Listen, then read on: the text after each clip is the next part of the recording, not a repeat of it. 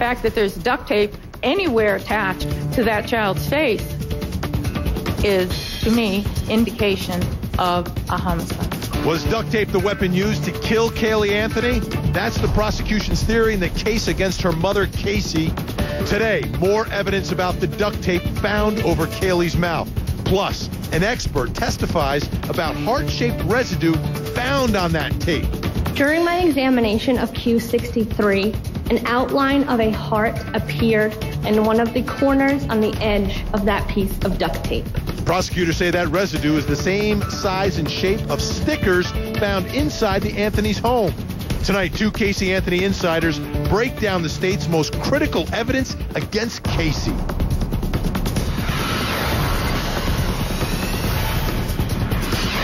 Controversy, opinion, point of view. This is Prime News. Good evening, I'm Vinny Politan. Welcome to Prime News. We're live in Orlando, Florida, outside the Orange County Courthouse, where today on the 23rd floor, more crucial, critical evidence. Today, some big moments involving linking Casey Anthony directly to a dead Caylee Marie Anthony. How did they do that? Some post-mortem banding. They found one single strand of hair inside the trunk of that car that they said had the markings of a hair that was on a body that was decomposing. Also today, they linked or attempted to link that duct tape. The duct tape that the prosecution says was wrapped around Caylee's mouth, they say is the murder weapon. Well, an FBI analyst today talked about some residue on that duct tape. Residue that was in the shape of a heart. We also know that on Saturday, what the state introduced was a photograph inside Casey's room where she had some heart stickers. Does this link Casey directly to the duct tape that the prosecution says was used to kill her daughter? That's a question we'll try to answer tonight. But today, there was one moment that was bigger than the rest. And it didn't really have anything to do with evidence. It had to do with timeline. And it didn't have to do with the timeline of Casey's 31 days when she didn't report her daughter missing. It had to do with the timeline of this trial. Because today, we learned that the prosecution is this close to finishing their case. It was the biggest moment of the day.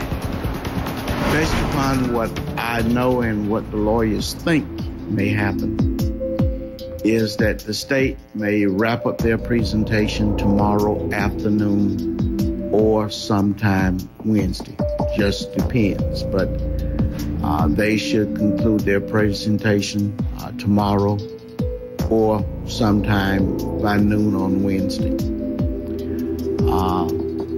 We had anticipated the defense starting on Thursday, but they are trying to accelerate that process to start on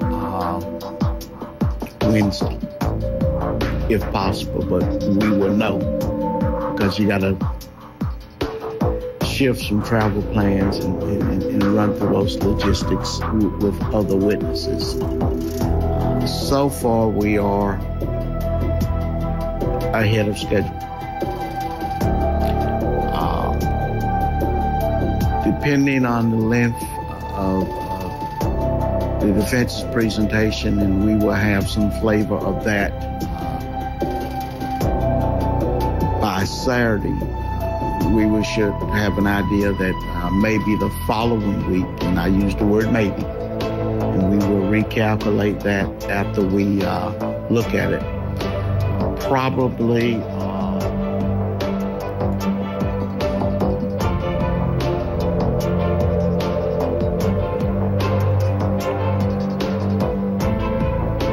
I don't want to make a guesstimate on that until Saturday, but I kind of think that maybe by the end of next week we will conclude all of the evidence in this case and get you deliberating, hopefully, the 25th or the 27th. Did you hear that? The jury could have this case. That means you're going to finish the prosecution case, you're going to hear the defense case, you're going to hear rebuttal and closing arguments in this, and the jury charge, and the jury will have the case by the 25th of June. Big news tonight, and the big question with this big news is it's really hinging on the prosecution. This is the big part of the case, is the prosecution's case in chief. That's the meat of the trial. That's where they've got to meet their burden of proof. Have they done it? Joining me tonight in Orlando, criminal defense attorneys Joe Episcopo and Meg Strickler, and in Boston, Massachusetts, former prosecutor, currently a law professor at New England Law, Wendy Murphy.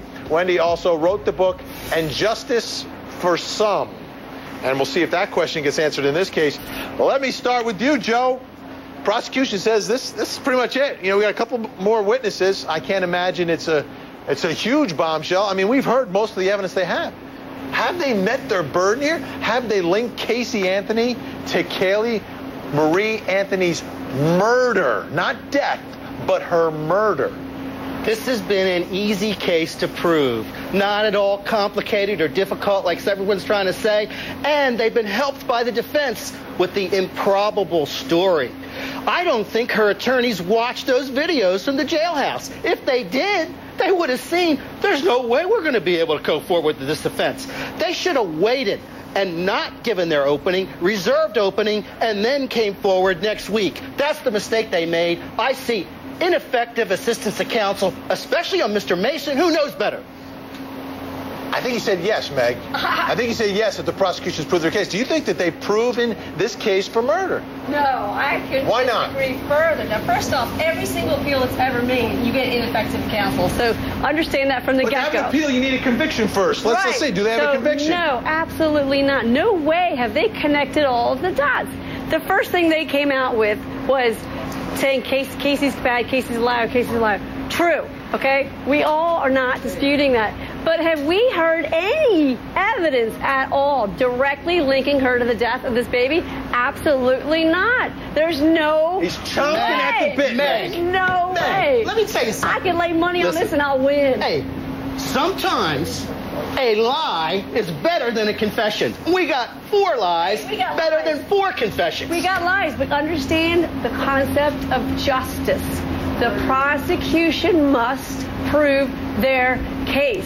They're getting all these experts to say whatever they want, but none of it is any really direct evidence. They all say whatever they want. There's no dead body in that trunk, and who else could it be but this little child? It's not direct evidence. All right, let's see what Wendy has to say about it. Wendy Murphy, have they done what they need to do here? You're a former prosecutor. You know how difficult that burden is. Have they done it in this case? Well, I tell you, it's strange, but I kind of agree with both of them. Number one, I do think Baez, by promising evidence that would never come, added to the prosecution's case by making his defense sound ludicrous. I also think that the prosecution has not proved its case. There is inherent reasonable doubt in this very simple observation. If you read the evidence instead of just buying into the hype, you know that on the night of the 16th, Casey Anthony did not have her child and did not have the car. She was seen on video at a Blockbuster getting a movie, and she spent that night watching a movie at home. Everyone thinks she taped the kid dead and went out partying. No, we don't know where the child was, but we know she wasn't with Casey, and we don't know where the car was, but we know that Casey didn't have it the next day because Christopher Stutz told police she was driving a Jeep on the 17th. So the question for the jury is going to be, how can we find this woman guilty when, and I'm assuming Baez is going to put on that tape that shows she wasn't even with the child, how are we going to find this woman guilty when there's doubt about whether she was even with her mother? They've seen the tape already. And the car wasn't there. I'm sorry? What? They've seen that tape from Blockbuster where she walks in arm in arm with Tony Lazzaro. Okay, then the question is, will Baez make the argument that if the child wasn't on the tape and the car wasn't with Casey, where was the child, where was the car, because that's the killer? No matter what you think about the other evidence in this case, that's reasonable doubt. She didn't have the car the next day either. At all. But I shouldn't say that at all. But here's the point. But Joe, here's the thing. Here's the thing, Joe. Here's Wendy. What can't be lost here is that the defense admits that she's dead already that night. The defense admits it. They say she drowned in a pool. That's not true. Or she drowned in a murder. But no, that's not she evidence, said she drowned in a pool. That is not evidence, Vinny. No, that's Baez Fantasyland nonsense. That's not evidence. There is no evidence she died the night of the 16th. But it's a concession in front of this jury. It's a concession in front of this jury. It is so not now evidence. Baez in his closing argument is going to argue you can't listen to what I told you? Is that what he's going to do, Wendy? There's no evidence of drowning, Vinny. The jury's not going to give it any weight whatsoever. I know, but she's dead. He looks like a buffoon when he dead. talks about She's never that stuff. seen again. There's no other suspect That doesn't here. mean she Who's died the on the other 16th. suspect? I could come Come up with on. other suspects. Give me a suspect, Meg. Yeah, who? I can make up some magical ones, or Ray Kronk, or George. There's lots Wait. of people. Roy Kronk. Okay, Yeah, Roy Kronk. I can come up with them. You asked for any other suspects. I didn't say they were. Where was Roy Kronk on this day? Is there any evidence that he was anywhere other than reading meters? Remember, all the prosecution needs to do is set up a case. I'm giving you my defense side, which is punching holes in the defense case. There isn't a very strong case at all here. They have not done a thematic, story-building direction as to what happened to Kaylee Anthony. But they've got it. They've got her in the trunk. Kaylee's in the trunk because you've got a list. Who put her there? It's Casey's car. It's Casey's car. She didn't have the evidence. It's Casey's car. It was backed up into the garage. Brian Berner, the next door neighbor, saw it on the 17th and 18th. Circumstantial. Casey was driving a Jeep on the 17th. The neighbor didn't see Casey in the car. The neighbor saw the car. You don't know who had that car. Everybody agrees After she borrowed the dead shovel. in the trunk. There's no evidence Casey killed this child. There's evidence she's covering up for somebody who killed the child. Wendy Murphy's joining the conspiracy. I love this. All right, we got a lot more to talk about. It's not conspiracy. She's I got to cut you off for just a second, Wendy. I'm sorry. We'll get to her in a second. We've got more of the best moments in court today coming up, including an FBI expert talking about the outline of the infamous phantom heart-shaped sticker. Take a listen. During my examination of Q63, an outline of a heart appeared in one of the corners on the edge of that piece of duct tape.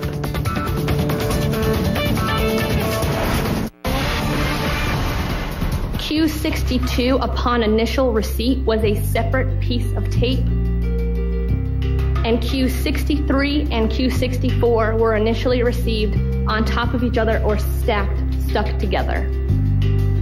My notes indicate that Q62, Q63, and Q64 were each approximately 6 to 8 inches in length. There, your testimony from the FBI examiner talking about those 3 pieces of duct tape, 6 to 8 inches in length, piled on top of each other, stuck to one another. Welcome back to Prime News. I want to talk about another piece of compelling evidence, which I believe definitively places the body of Kaylee Marie Anthony decomposing inside the trunk of Casey's car. It's that single strand of hair. Take a listen. Can you show the jury the post-mortem band that you saw in this case and upon your confirming examination? Sure. The band is in between these 2 lines, so that dark, opaque area above the root. And is that a fairly classic example of post-mortem banding? Overruled. It's what I would identify as post-mortem banding. Yes, it's a band above the root, a root bulb. And again, it's that artifact we see in this photograph. Was that seen in any of the photographs of in your study involving live persons? No, it was not. From my perspective, that's the strongest, the absolute strongest physical forensic evidence placing Kaylee Marie Anthony's decomposing body in Casey Anthony's trunk. Wendy Murphy, if this jury believes that evidence like I believe that evidence on top of everything else, can they vote not guilty thinking that Kaylee's body is decomposing in Casey Anthony's trunk? I don't think anybody has any trouble believing that that poor child was dead and in the trunk and decomposing. I mean, remember, Casey Anthony herself, she was the first person to tell people that she smelled death in her car, smelled like a rotting animal or something around June 25th, she was telling people she'd been smelling it for several days. It's a strange thing to do if you killed your kid and put it in the trunk, to be boasting about smelling some rotting flesh in your car. Another reason I don't think she's the one who put it there. There's so much about this case that's mysterious. Thousands and thousands of pages of evidence that we're not hearing anything about. The most disturbing thing, you said it, Vinny, today is that the prosecution is basically done. Are you kidding me? Thousands of pages, 3 years of an investigation, and it's done this fast? To me, this is the prosecution waving the white flag today. They gave up. They cannot prove the case, and the fact that it's this short of a trial for them proves to me they don't even think they can win. Well, I'll tell you what, though. The one thing I know about Florida is they do things a little bit quicker down here. I've seen death penalty cases from start to finish, jury selection to death penalty in a week. So it is possible in Florida. Take a listen now to the testimony of forensic examiner Linda Fontaine, here talking about that residue of that heart-shaped sticker. During my examination of Q63, an outline of a heart appeared in one of the corners on the edge of that piece of duct tape. The outline of the heart resembled that glue or debris that if you had been wearing a Band-Aid for an extended period of time. All right, Meg, what does it prove? The residue of the heart-shaped residue on the duct tape, does it prove anything?